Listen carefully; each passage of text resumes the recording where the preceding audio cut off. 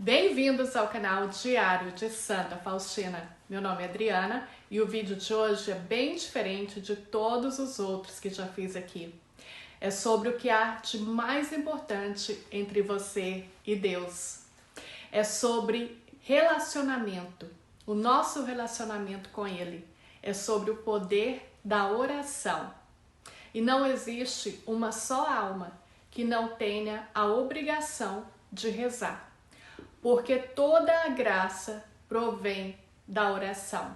Essa é uma passagem do Diário de Santa Faustina, número 146.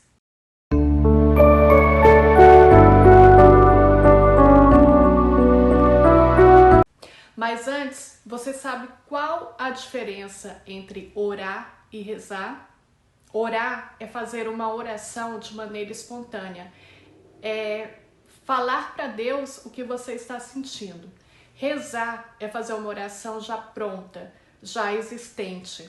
A origem dessa palavra, da palavra rezar, em latim, tem o significado de recitar, de ler em voz alta. Você acha que a sua oração muda a vontade ou os planos de Deus?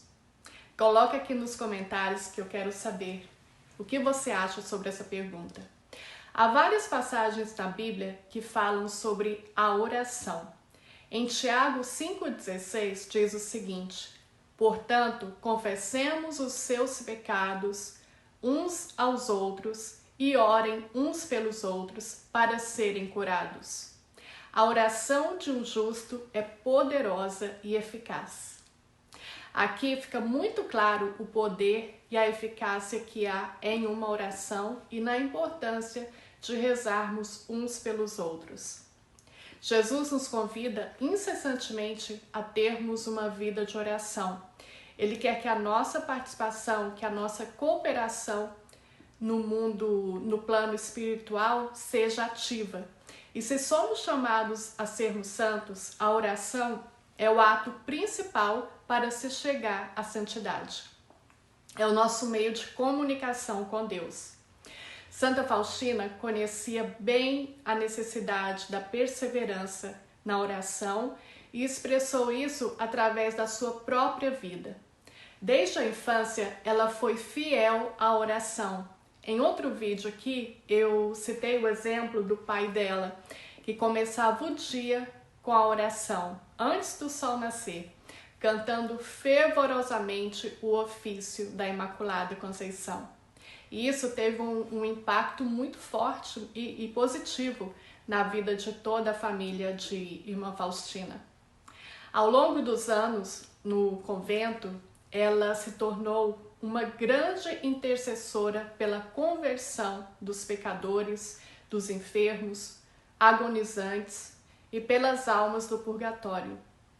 Para muita gente, a oração não é necessariamente fácil. Muitas pessoas acham que para falar com Deus precisam fazer um agendamento, marcar um horário, um local. Tem a frase de um santo, o Santo Gregório, que diz: devemos nos lembrar de Deus com mais frequência do que respiramos. Quantas vezes ao dia você lembra de Deus? Como está a sua vida de oração? E tem pessoas ainda que perguntam: posso rezar enquanto eu estou dirigindo ou fazendo qualquer uma outra atividade?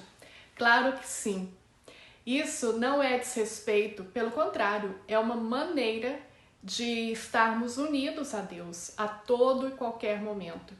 Nem todos os dias de nossas vidas será possível pararmos completamente tudo e nos dedicarmos completamente à oração, embora isso seria o ideal, é o ideal. E tenha certeza de que até os santos faziam um esforço para ter a vida de oração. Irmã Faustina mesma teve muitos momentos de luta e dificuldade para rezar.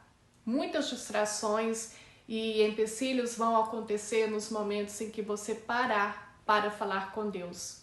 Por isso é importante fazer da oração um hábito, até que aos poucos a gente consiga chegar nesse nível de orar incessantemente e de uma forma natural. Quero compartilhar com vocês um relato de uma irmã. Não sei se você já ouviu falar, é a irmã Sima. Ela nasceu na Áustria em 1915 e é conhecida por ter tido várias visitas das almas do purgatório. E numa entrevista ela contou que estava em um trem e no mesmo compartimento havia um homem que não parava de falar mal da igreja, de falar contra os sacerdotes e contra Deus. Não parava de falar mal e ela lhe disse: escute-me, você não tem o direito de falar tudo isso. Não é bom. Chegando então Aí ela completa falando: chegando à minha estação, desci do trem e no meu coração eu disse: ó meu Deus, que esta alma não se perca. Alguns anos depois, a alma desse homem veio visitar-me e me contou haver estado perto de condenar-se no inferno e de ter sido salvo simplesmente por causa daquela oração que eu havia feito naquele momento. Você já imaginou isso ou sabia que apenas um pensamento, um impulso do seu coração, uma simples oração por alguém, por algo, pode impedir que essa pessoa caia no inferno?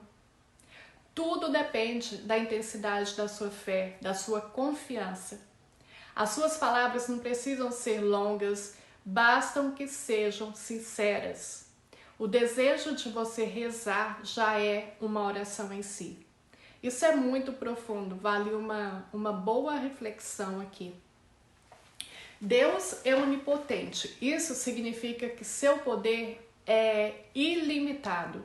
Ele é onisciente, possui todo o conhecimento do mundo e é onipresente. Ele está em toda parte, em todos os lugares. Desde quando nascemos, ele já tem o conhecimento das escolhas que vamos fazer. Mas esse seu conhecimento não muda em nada, não anula a nossa capacidade de escolha, o nosso livre arbítrio. Então, não deixemos de pedir, de orar, pensando que a oração não tem efeito, já que não vamos mudar Deus. Muito pelo contrário, rezemos mais, peçamos mais, pois é essa oração, a oração de intercessão, de súplica, de agradecimento, de louvor a Deus, é que vai nos mudar. E é isso que importa, a nossa conversão diária. E como não mencionar Santa Mônica? Quando falamos sobre o poder da oração, ela é um perfeito exemplo, a mãe de Agostinho, que orava incessantemente pela conversão de seu filho, de uma vida de total egoísmo e alto prazer. Finalmente, depois de tantos anos de súplica, ela foi ao bispo, que era Santo Ambrósio, para pedir conselhos e ele disse: no momento, o coração do jovem é muito teimoso, mas o tempo de Deus chegará. Não é possível que o filho de tantas lágrimas pereça. E Agostinho acabou se convertendo, ele se tornou sacerdote, fundador de um mosteiro, bispo, santo e hoje é um doutor da igreja. Quanto maior a espera, maior a glória. Agora preste atenção nesse diálogo extraído do livro Caminho do Amor Divino, onde Irmã Josefa atiça Jesus com suas intrigantes perguntas. Ela escreveu: como é, Senhor, que quando a oração é feita por uma alma, mês após mês, parece não haver resultado?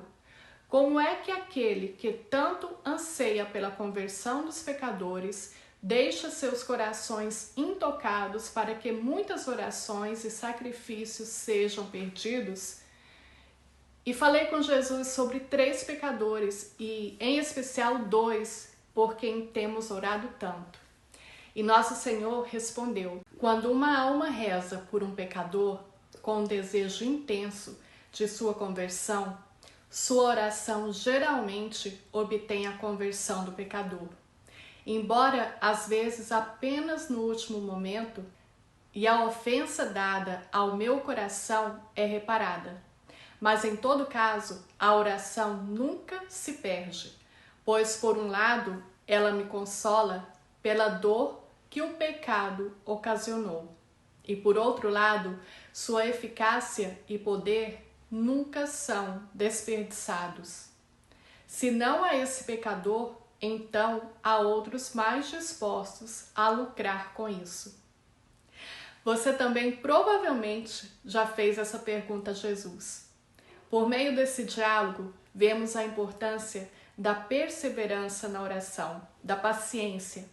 Ao orarmos, fazemos reparação às ofensas que os homens causam a Deus. E mais, a nossa oração nunca é em vão. Quanto mais você orar, mais você vai conhecer a Deus e a si próprio. E ao conhecer mais a Deus, você vai começar a identificar as coisas, os lugares, as pessoas que também são de Deus. É isso que a intimidade faz. Quando você conhece bem uma pessoa, você começa a conhecer os pensamentos, as atitudes dessa pessoa sem que ela faça tanto esforço. O principal propósito da oração não é pedir, mas construir uma intimidade com Deus. Na passagem do diário 1572, Jesus diz à irmã Faustina: lembro-te, minha filha, que todas as vezes que ouvires o bater do relógio às 3 horas da tarde, deves mergulhar toda na minha misericórdia, adorando-a e glorificando-a. Implora a onipotência dela em favor do mundo inteiro, especialmente dos pobres pecadores, porque nesse momento foi largamente aberta para toda a alma. Nessa hora conseguirás tudo para ti e para os outros. Nessa hora realizou-se a graça para todo mundo. A misericórdia venceu a justiça. Essa hora da misericórdia representa a hora da paixão de Cristo, do seu maior sofrimento por cada um de nós. Jesus nos convida a mergulharmos nesse momento de graça, implorando pelos pecadores e pelo mundo inteiro. Lembrando que foi Ele próprio quem ensinou esta oração à irmã Faustina. E ele ainda diz no diário, número 811, quando este terço é recitado ao lado do leito de um agonizante, a ira de Deus é aplacada. A misericórdia insondável envolve a alma. Se você algum dia se encontrar ao lado de um agonizante, não deixe de rezar esse terço, o terço da misericórdia. Lembrando que para a nossa oração não existe barreira, ela chega espiritualmente a qualquer lugar ou pessoa. Reze, ore pelas pessoas, por você, pelas coisas. Uma das passagens que muito me chama a atenção no diário é a 1128. Irmã Faustina escreve que fazia tanto calor e as plantas estavam tão sedentas que ela rezou o terço da misericórdia por 3 horas seguidas, pedindo chuva. E daí ela conclui dizendo: e o Senhor deu-me a conhecer que com essa oração pode-se obter tudo. Em tudo orai a Deus, até por uma simples chuva. Orar é falar para Deus que você acredita que Ele está no controle. E estando no controle, Ele tudo pode mudar. Espero que você reflita nesse assunto, que estreite ainda mais o seu relacionamento com Jesus e que a gente possa lembrar de Deus com mais frequência do que respiramos. E que toda a alma se lembre dessas palavras. A alma deve ser fiel à oração, apesar dos tormentos, da aridez e das tentações, porque em grande parte e principalmente de uma oração assim depende às vezes a conscientização de grandes desígnios de Deus. E se não perseverarmos nessa oração, transtornamos o que Deus queria realizar através de nós ou em nós. Passagem número 872.